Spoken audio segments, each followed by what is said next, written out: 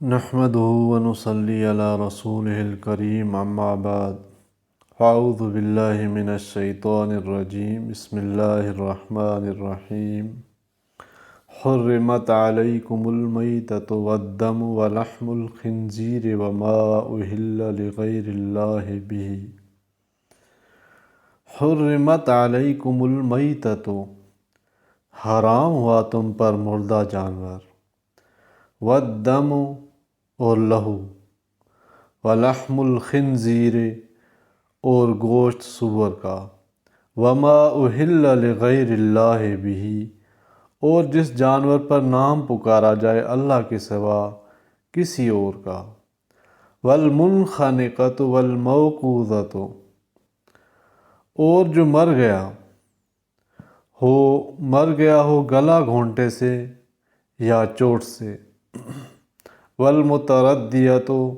والنطیحۃ وما اکل السبع الا ما ذکیتم، یا چوٹ سے یا اونچے سے گر کر یا سینگ مارنے سے، اور جس کو کھایا ہو درندہ نے مگر جس کو تم نے ذبح کر لیا، وما ذبح علی النصب وان تستقسموا بالازلام اور حرام ہے جو ذبح ہوا کسی تھان پر اور یہ کہ تقسیم کرو جوئے کے تیروں سے، ذالکم فسق یہ گناہ کا کام ہے، الیوم یئس الذین کفروا من دینکم فلا تخشوہم واخشون، آج نا امید ہو گئے کافر تمہارے دین سے، سو ان سے مت ڈرو اور مجھ سے ڈرو۔ آج الیوم اکملت لکم دینکم واتممت علیکم نعمتی ورضیت لکم الاسلام دینا، آج میں پورا کر چکا ہوں تمہارے لیے دین تمہارا اور پورا کیا تم پر میں نے احسان اپنا،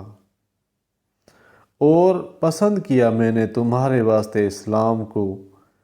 دین۔ فمن اضطر فی مخمصۃ غیر متجانف لإثم فإن اللہ غفور رحیم، پھر جو کوئی لاچار ہو جاوے بھوک میں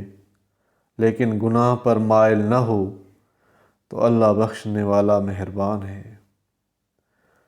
تم پر یہ جانور وغیرہ حرام کیے گئے ہیں، مردار جانور جو کہ باوجود واجب الذبح ہونے کے بلا وجہ شرعی مر جاویں، اور خون جو بہتا ہو، اور خنزیر کا گوشت اسی طرح اس کے سب اجزاء، اور جو جانور کے بقصد قربت غیر اللہ کے نامزد کر دیا گیا ہو، اور جو گلا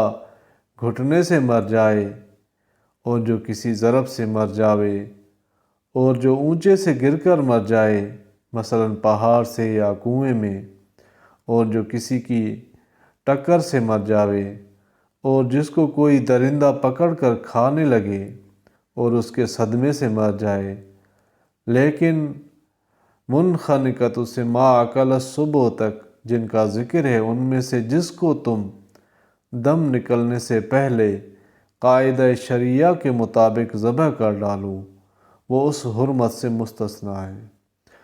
اور نیز جو جانور غیر اللہ کی پرستش گاہوں پر ذبح کیا جاوے حرام ہے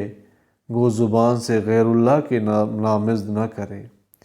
کیونکہ مدار حرمت کا نیت خبیثہ پر ہے، اس کا ظہور کبھی قول سے ہوتا ہے، کبھی نامزد کرے، کبھی فعل سے ہوتا ہے کہ ایسے مقامات پر ذبح کرے، اور یہ بھی حرام ہے کہ گوشت وغیرہ تقسیم کرو بذریعہ قرع کے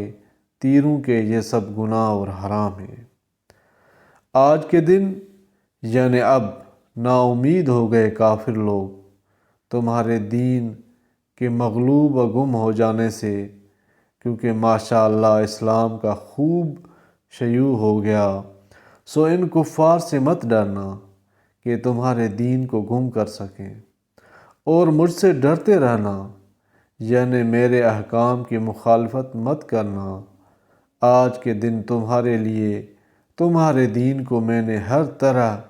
کامل کر دیا، قوت میں بھی